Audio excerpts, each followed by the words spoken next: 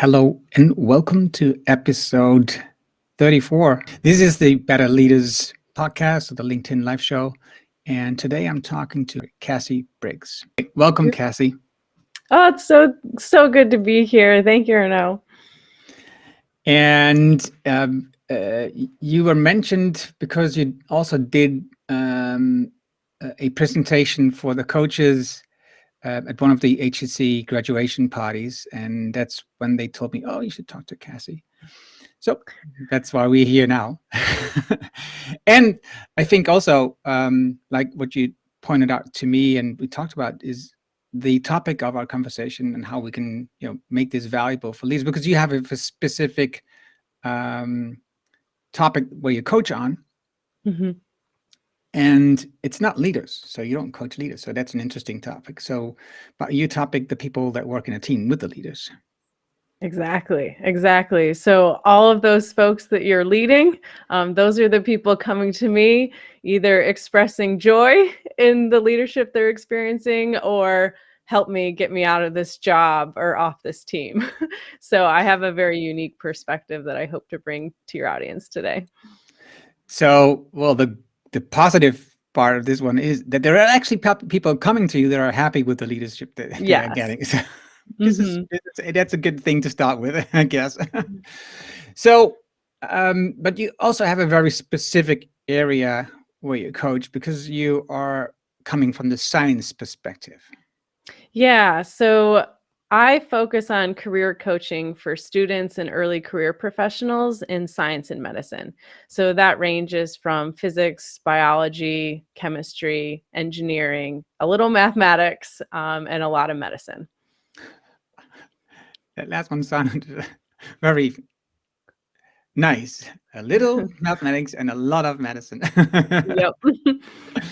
But it's so interesting to see what you do, and I saw the pictures on your profile on the various roles you had at universities, for example, when you have this turtle in your hand or you have this net in the river. Let's go there first. Why did you want to become a scientist in the first place? Yeah, and actually that is a great question even for your audience to be thinking about and the people you serve. And so I was a total weirdo that in ninth grade, I knew exactly what I wanted to be for the rest of my life, and that was a college biology professor. I always loved being outside. I loved turtles, and I actually started in butterflies, switched to crayfish, and then ended up in turtles. So really, I love everything in nature. And when I landed my dream job, it truly was that, my dream job, and I could have seen myself staying in that position for the rest of my days. Unfortunately and fortunately, my personal goals and my life circumstances were changing. And so what prompted me into the career coaching realm is really kids. So my husband and I started our family, and I was commuting over an hour one way to campus to teach, and it just wasn't sustainable for us. And the timing was really interesting because COVID hit. And so I could still teach and be a professor, but online. And so I did that, and it just wasn't the same. It just wasn't the same fulfillment that I felt teaching in the classroom.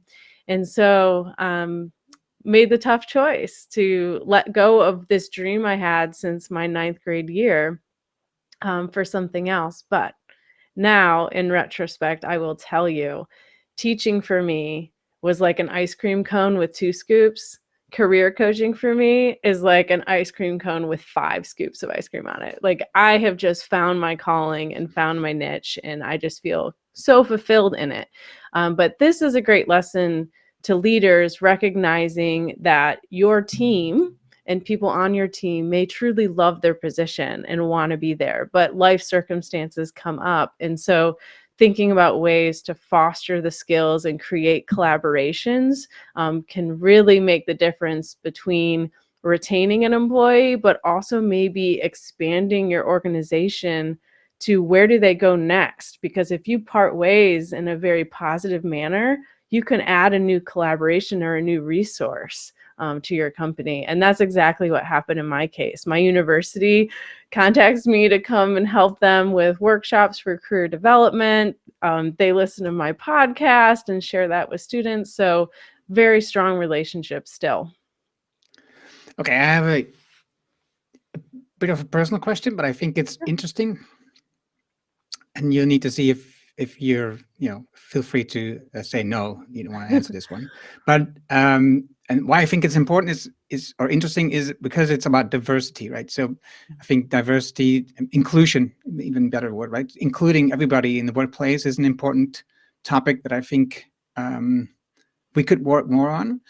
So especially leaders, right?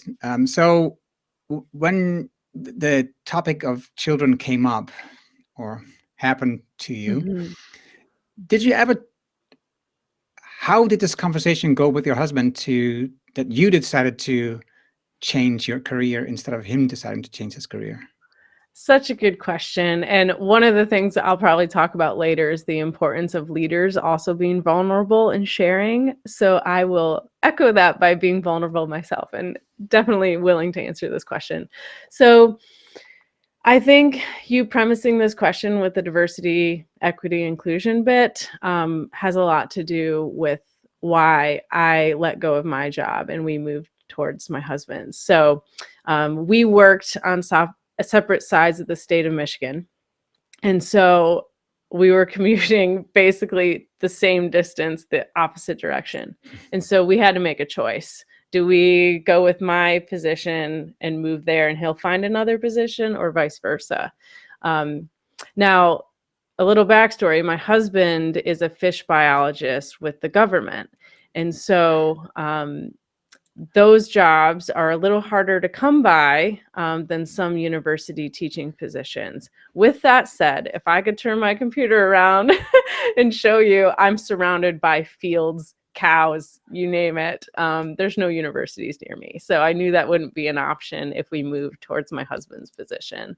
But it really came down to he made 30 grand more than me a year. And so in terms of that cost benefit, it made more sense to move closer to his position.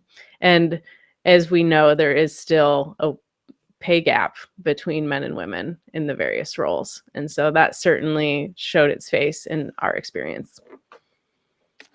Yeah, I think it's a really important, that's why I'm bringing it up, to be really honest. I think it's so important that we need to do something a lot about this issue, because also I've been talking to people in the Netherlands about this, and somebody wrote a book about this topic, and I've been talking to this author, and the way that we still believe, because actually, right, so making the decision as opposed, I'm not judging your decision, by the way, so but making this decision in favor of your husband's because of the payment actually will just sustain the whole it's true.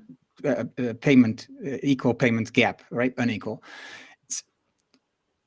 And this, I would say this frustrates me, but frustration is not a good thing to do. But the thing is,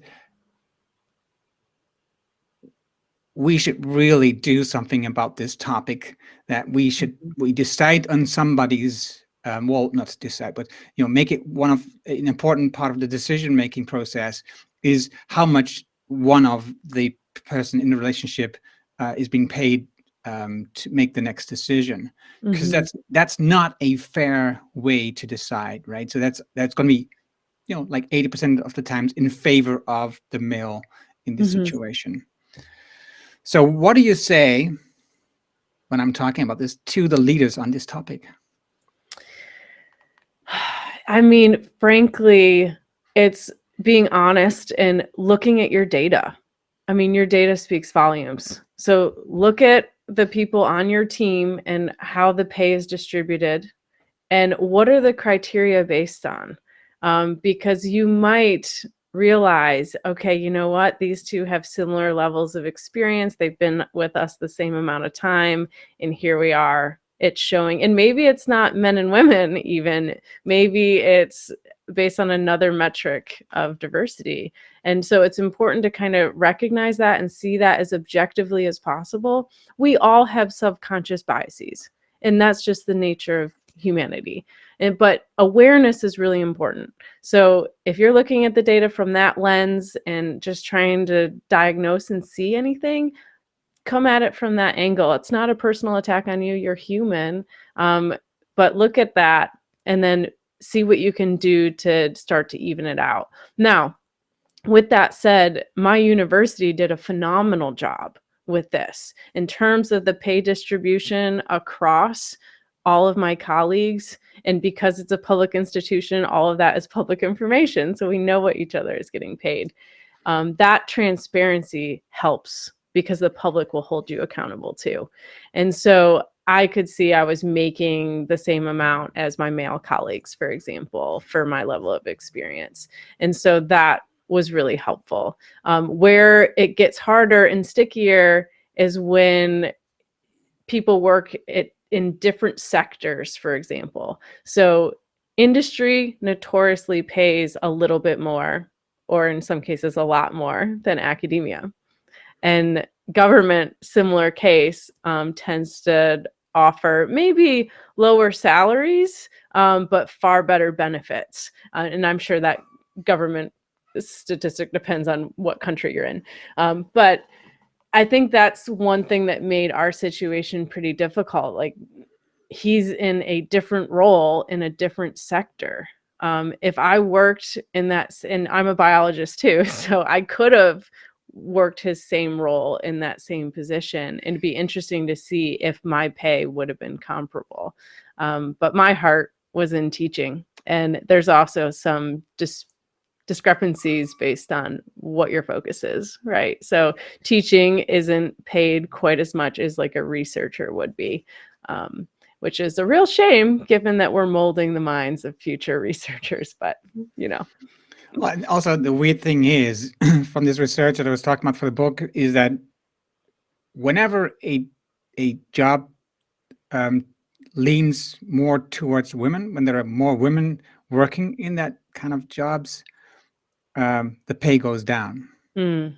For example, a really strange example is when software programmers, it used to be done, like it was seen as a female task, as like from administration or like secretary kind of function. So it was paid really bad at that time. And once it was slowly taken over by men who live in, small dark rooms, the pay automatically went up. Mm.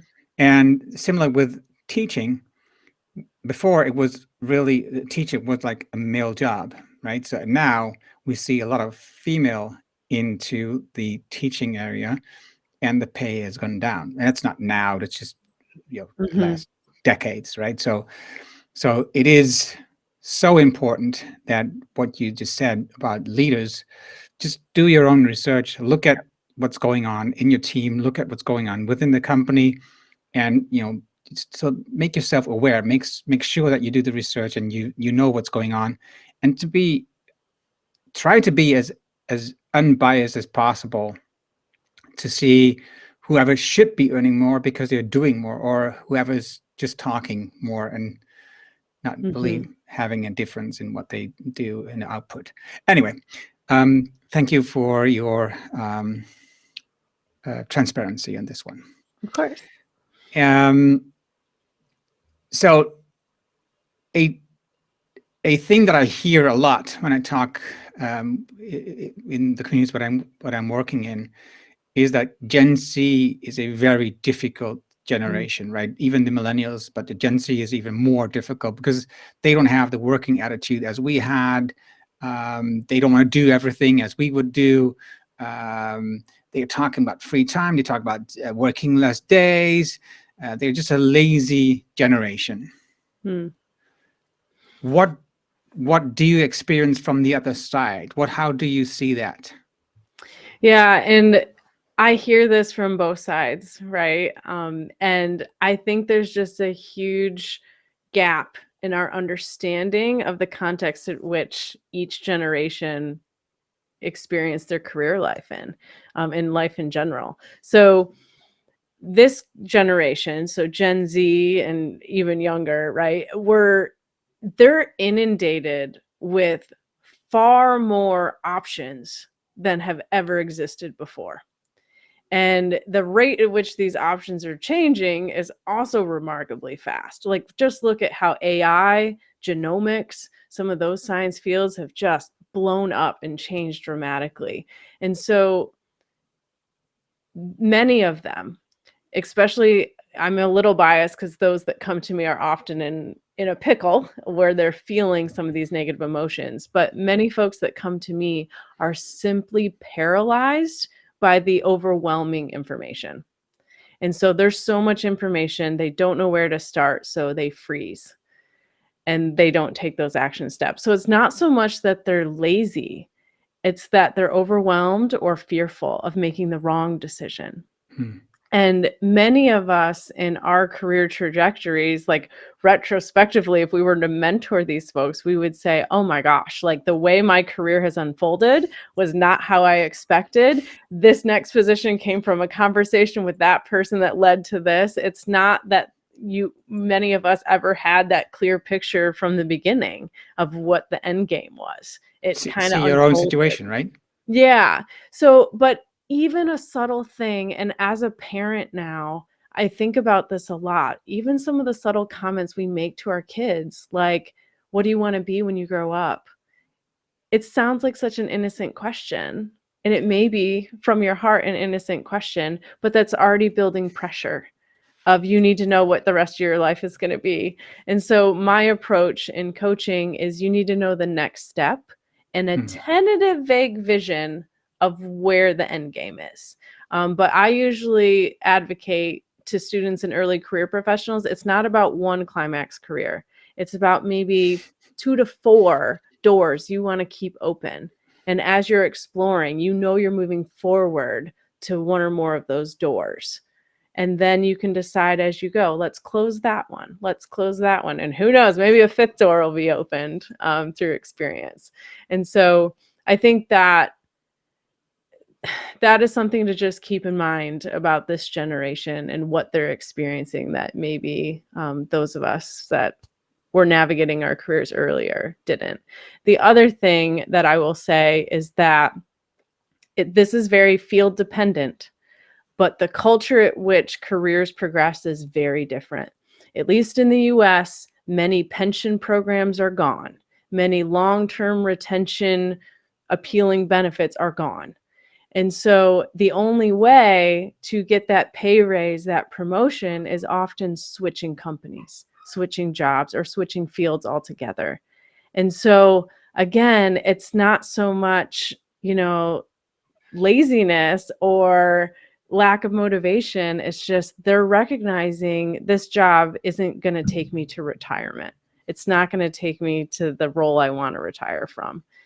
So I think as leaders, just being mindful of the people coming in and what they're looking for. You need to know what their career goals are long term. What do they want to retire from, and how can you foster and support that? What's it going to take? And so I think those are just 2 things that jump to my mind right away. What are the tough issues that these people come to you with? Yeah, so one is with students, it's that pressure of what am I going to do with my life after college, after grad school, after med school. The med school one's generally pretty easy because you have all that debt. You kind of have to be a doctor or surgeon at that point. But as we move further into the career, a lot of things that people are coming to me have to do with difficulty on the job market. So this is a culture that I hope to goodness we break, and we break quickly. Some government laws and state laws, at least in the US, are now mandating that salaries be reported on job ads. It's such a small thing, and every organization should know what their salary range is for the position before they post it, right? So if you share that with the candidates, it's going to ensure that alignment, because otherwise you're wasting your time if you offer them this position and they're like, whoa, that is way less than I would ever take. You just wasted both your time in that regard. And so there's a lot of frustration from that. There's a lot of frustration with the term ghosting, which you've probably heard, right? You go through the process, you maybe even interview with them, and you hear nothing back from an organization or a company. And as a company or a leader, that's not the impression you want to leave with people that have sincerely applied and are interested in the position. So even I, in my tiny one-person business, I hired a podcast editor, and I had over 30 people apply for the position. And it's just like a consultant type job. And so I replied to every single one of them. And I told them some of the reasoning behind it, whether it was experience, whether it was, finding somebody a little more local, where English was the predominant language because of the nature of my podcast. So I gave them some understanding so that if they wanted to be more competitive for such a position in the future, they knew exactly what they had to do. And so I think we need to do that as leaders. So don't just think about your team, but think about the potential people that may be coming into your organization too, and what you're communicating with them. And then the last thing, people often come to me damaged by their leader. And that could be a PI in their grad program. That could be a boss. And some of the stories are pretty heartbreaking, what I hear. A lot of times it's a mixture of miscommunication. It's a mixture of the lack of transparency. And I have been in a variety of levels. And so as a leader, I have recognized that I have people dictating to me things like budget, timing, personnel, and making tough decisions about hiring and firing. But I also have been on the bottom end of the thing. And so this reminds me of the biology concept of trophic cascades, of top down and bottom up effects, right? Like what the fish are eating influences the fish population, and what is eating the fish influences the fish population, right? Same here. And I think what happens is when leaders are less transparent about the pressures that they are under, then the people below them don't understand. And so there's a lack of compassion because of that.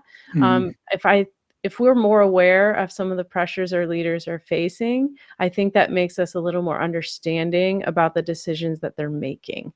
And maybe even people from your team might have a creative idea to help address those challenges too.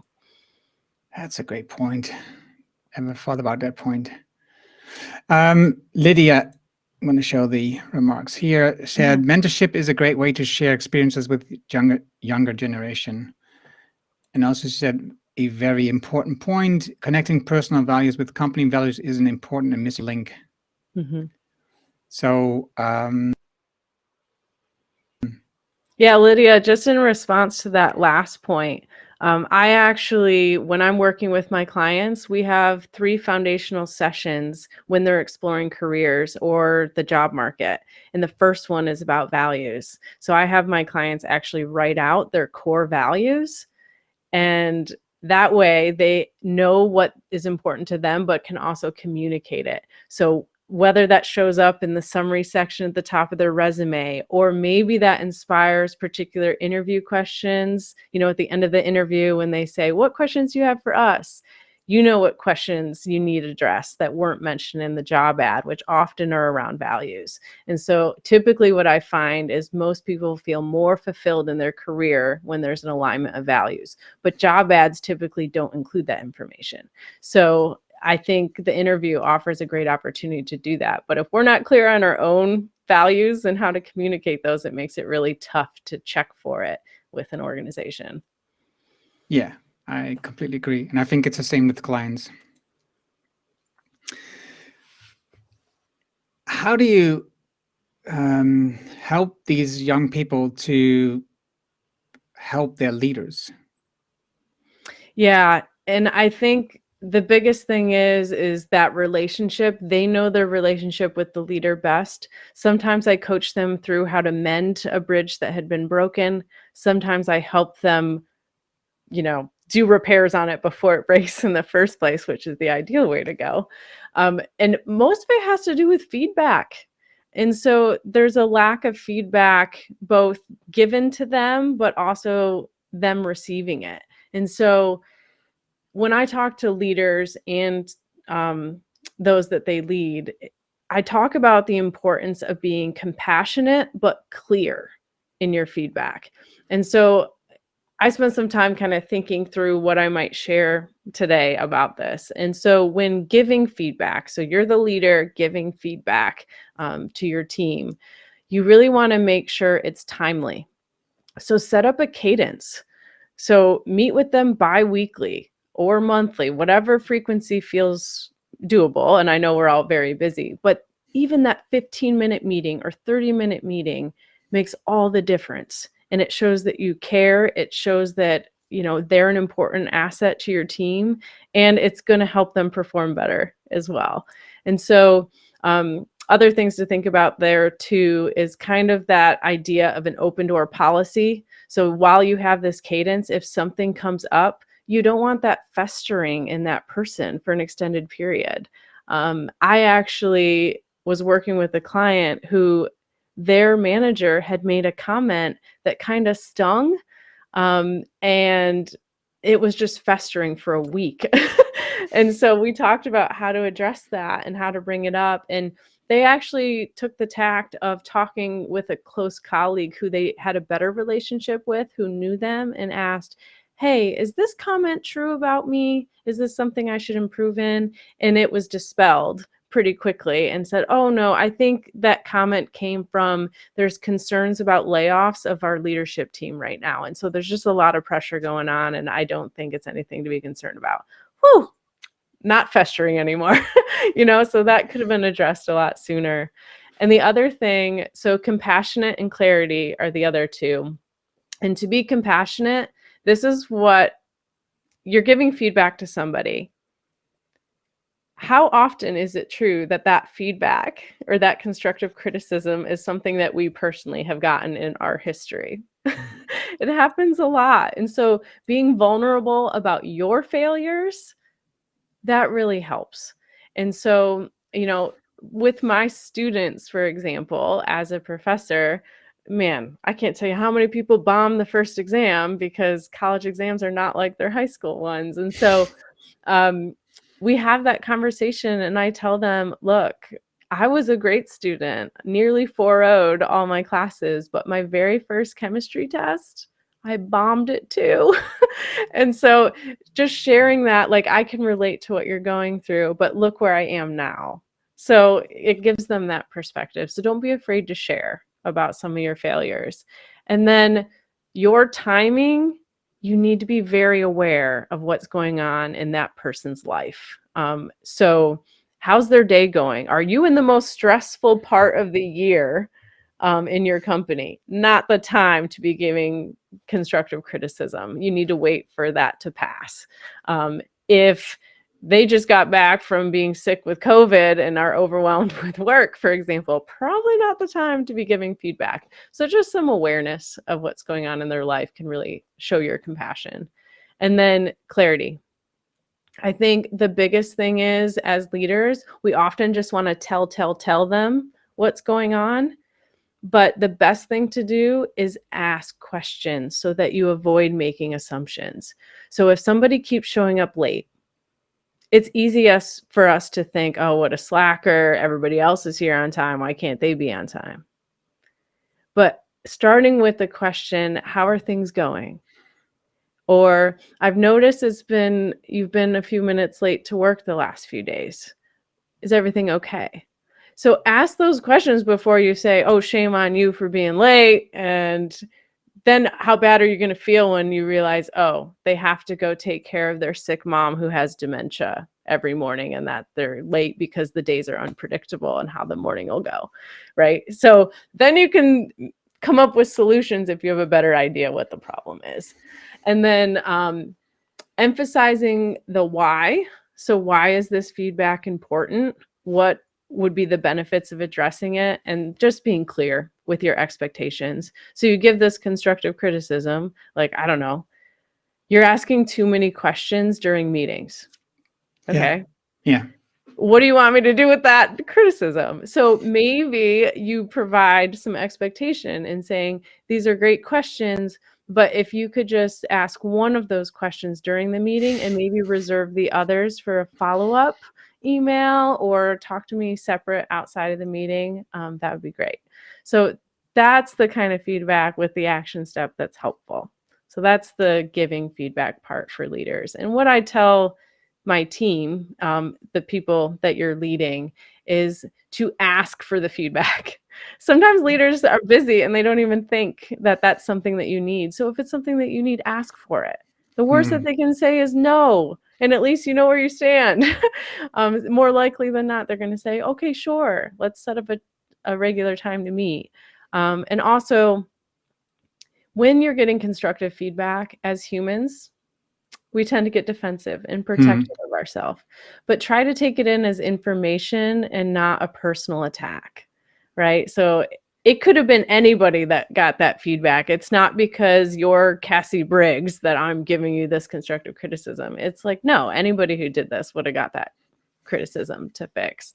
And then showing gratitude can mean a lot. If you want that feedback, even if it's constructive and hard to hear sometimes, just expressing gratitude that you're grateful for that feedback, it'll lead them to give you more valuable feedback. But also know sometimes this is really hard for leaders, right? The super compassionate leaders in particular, they have trouble saying, ooh, I'm not liking this thing that you're doing.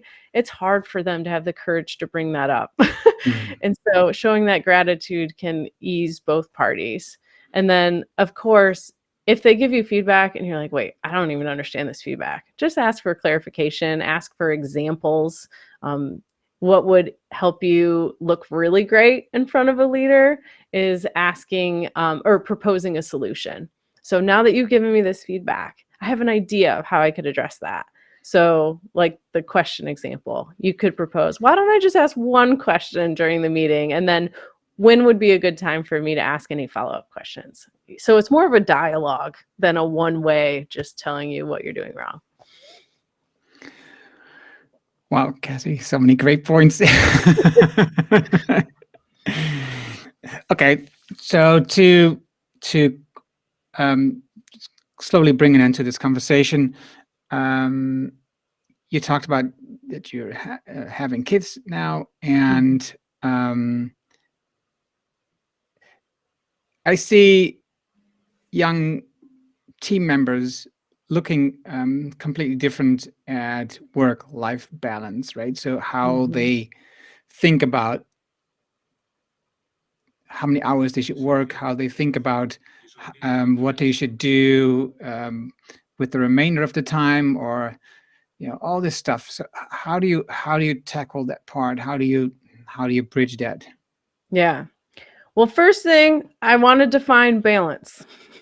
So balance doesn't necessarily mean equal. So work life. So just keeping that in mind. The other thing is that balance, that word, that definition is going to vary based on season of life. I am in the thick of it in terms of parenting. I have a 1-year-old and a 3-year-old right now. So you can imagine my balance is feeling very heavy life right now. But before it was very heavy career. And so this is going to shift naturally. So when I think about work-life balance, and I talk to my clients about this all the time, is especially with leaders, you have to model it. You have to model the healthy work-life balance. Because if you're not holding yourself accountable, the team is going to feel like, oh, my boss is here 3 extra hours every night. I need to too. And that's not the culture you want to set. So a couple of things that came to mind that leaders could do to really support healthy work-life balance in their team is, for example, 5 o'clock is the end of the hour and people go home. Yeah, you can keep working if you want to. Some of us are night owls and we're really productive. And so schedule send is a great feature in emails. So you can write your email at midnight if you want, but schedule send it to hit the inbox at 8. Okay, so that's one small thing that you could do. Another thing is setting the expectation. A lot of companies are using like Slack or texting and calling. So just setting expectations of when that's appropriate and for what information. I usually reserve texts and phone calls for urgent matters, like things that need to be dealt with right away. Otherwise, like email, that'll be fine. Another thing I thought about too is your away message on your email. So all of us take vacations. And if you're not taking a vacation, you better start taking a vacation. When you are gone out of the office, a lot of people just say out of the office until the date. But why not say why? Especially if you want your employees to have a good work-life balance too. So I will say having a little R&R time so that I can come back energized to support my team, or celebrating my wedding anniversary this weekend or this week, right? So that shows you're a human. It makes you more approachable, but it also sets the culture that this is my expectation for you all too, is that you're taking that time for yourself too. Because all in all, if you're not filling your cup, you're going to go to work empty and the product of your time there is not going to be as high quality. My gosh, Cassie, you give so many great tips that I love it. I think it's really great for leaders to, I think we had a packed 36 minutes. Sure did. Of great tips of, realistic goals, transparency, honesty, all these things. It's really wonderful what you just did here. And I thank you already for that. And also the way that we tackled this one, because you're a career coach for young people, and also specifically in one area, and still you gave so many great tips for leaders, how they could work with this, how they could use this as a learning for becoming a better leader. Exactly what this podcast is for. So that's just wonderful. Thank you for that, Cassie.